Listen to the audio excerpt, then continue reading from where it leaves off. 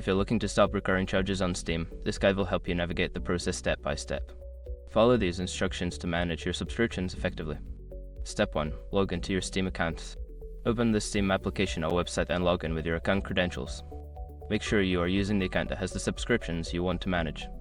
Step 2. Access account details.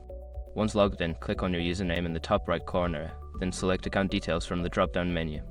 This will take you to a page where you can view your account information and settings. Step 3. View your subscriptions. In the account details section, look for the store and purchase history section.